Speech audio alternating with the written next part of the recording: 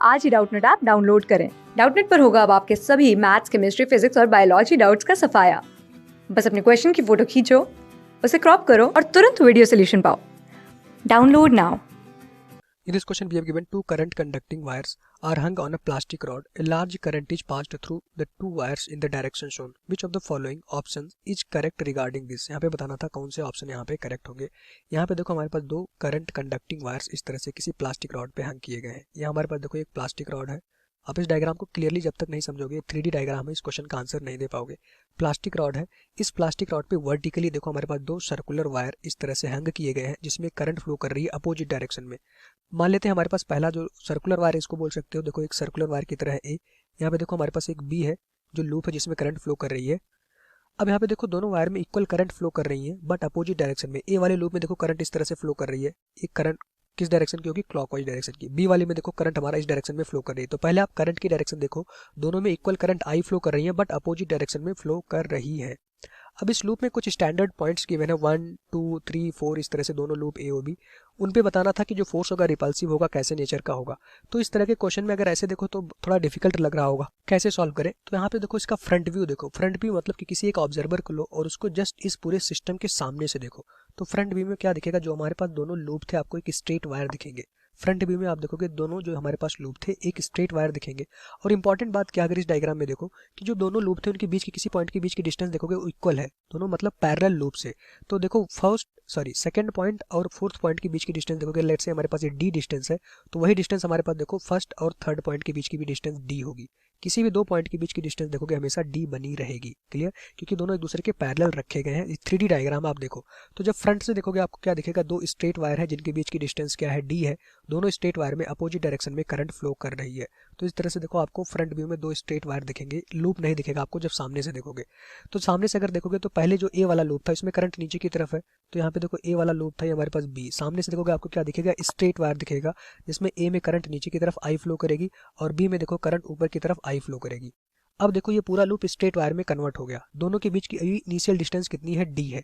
तो देखो दोनों के बीच की डिस्टेंस क्या है, डी है। अब आप इसको क्या बोल सकते हैं, हमारे पास देखो दो पैरेलल स्ट्रेट वायर है जिसमें करंट अपोजिट डायरेक्शन में फ्लो कर रही है। तो आपको पता होगा कि अगर दो पैरेलल स्ट्रेट वायर है जिसमें करंट अपोजिट डायरेक्शन में फ्लो करती है, दोनों वायर के ऊपर रिपल्सिव फोर्स लगता है।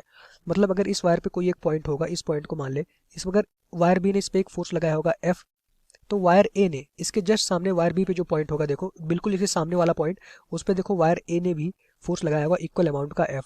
और ये जो फोर्स होता है हमेशा इन वायर की लेंथ के परपेंडिकुलर होता है। आप देखो जो फोर्स लग रहा था वायर की लेंथ के परपेंडिकुलर होगा।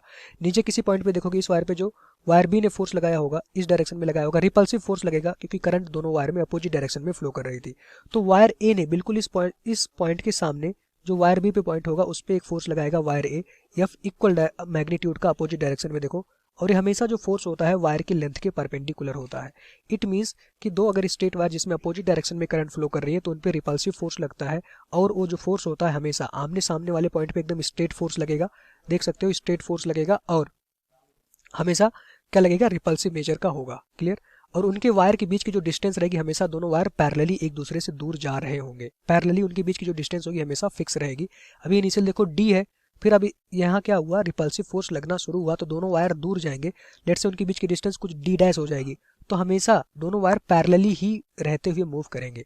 अगर ये सब जानकारी आपको मैग्नेटिक फोर्स के बारे में पता थी तो इस क्वेश्चन का आप इजीली आंसर दे सकते थे। पहला ऑप्शन कह रहा है 1 and 3rd parts of a wire repel each other. तो देखो 1 और 3rd कहाँ पे है, पॉइंट 1 यहाँ पे है और पॉइंट 3rd यहाँ पे है। दोनों वायर के अलग अलग पॉइंट थे। देखो दोनों एक दूसरे के सामने वाले जस्ट सामने वाले पॉइंट है, तो दोनों डेफिनेटली इस फ्रंट व्यू देखोगे आपको क्या दिखेगा, स्ट्रेट वायर की तरह दिखेगा। तो कोई भी पॉइंट इन दोनों वायर पे कोई भी आमने सामने के जो पॉइंट होंगे रिपेल करेंगे। तो 1 और 3rd आमने सामने के पॉइंट थे वो देखो रिपेल कर रहे होंगे एफ फोर्स से दोनों। बिल्कुल, तो ऑप्शन 1 क्या है हमारे पास सही है, देखो रिपल कर रहे होंगे। और इंपॉर्टेंट बात यह है कि इस पॉइंट पे जो फोर्स लग रहा होगा देखो छोटा सा अगर एलिमेंट लेते तो उसके लेंथ के जो सर्कुलर वायर था वहाँ पे छोटी सी लेंथ होगी, स्ट्रेट होगी, तो वो लेंथ के परपेंडिकुलर आएगा। पॉइंट 3rd पे जो फोर्स लग रहा है देखो वायर के लेंथ के परपेंडिकुलर लगेगा। क्लियर। सेकंड ऑप्शन पढ़ते, सेकंड कह रहा है कि जो हमारे पास सेकंड और fourth parts of the wire repel each other. तो सेकंड और fourth parts of the wire, यहाँ पे देखो डायग्राम में सेकंड पार्ट फर्स्ट वायर का था ये वाला और फोर्थ पार्ट देखो ये वाला था। तो दोनों बिल्कुल आमने सामने 3D डायग्राम है, दोनों पॉइंट एक दूसरे के सामने वाले पॉइंट है। करंट अपोजिट डायरेक्शन में फ्लो कर रही है तो रिपल करेंगे। देखो ये रिपल करेंगे इक्वल फोर्स एफ से। ठीक, जो फोर्स लगेगा एवरीवेयर सेम लगेगा। अब अगर इस सेकंड पार्ट को देखो तो इसकी लेंथ ऑलमोस्ट क्या होगी, यहाँ पे देखो ये फोर्स परपेंडिकुलर लगेगा, तो यहाँ पे भी देखो ये फोर्स परपेंडिकुलर लग रहा है, जो कि आप देख भी पा रहे हैं। तो फर्स्ट और सेकंड दोनों हमारे पास ट्रू स्टेटमेंट है। थर्ड की मैं बात करूं, कह रहा है कि first and fourth parts of a wire repel each other, ये गलत हो जाएगा। यहाँ पे देखो फर्स्ट और फोर्थ, पहली बात तो सामने के पॉइंट नहीं है, ये देखो अपोजिट डायरेक्शन के पॉइंट है। फर्स्ट पॉइंट इस वायर का यहाँ पे है और फोर्थ पॉइंट देखो हमारे पास सेकंड वायर का यहाँ पे है।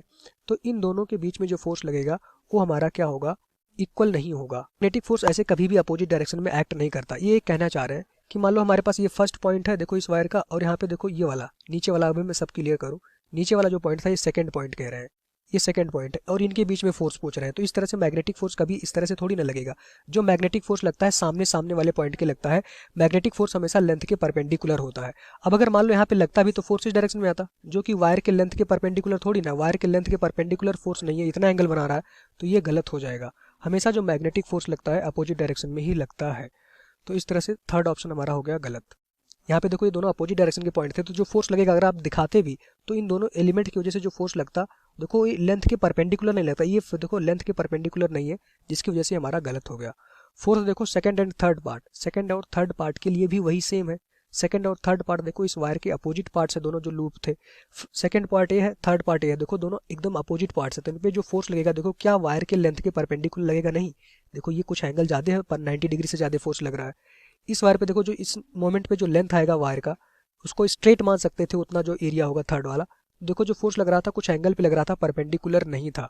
तो इस तरह से कभी भी मैग्नेटिक फोर्स एक्ट नहीं करता है। क्लियर क्यों नहीं एक्ट करता, क्योंकि दोनों वायर हमेशा एक दूसरे से इक्वल डिस्टेंस बनाते हुए दूर की तरफ जाएंगे।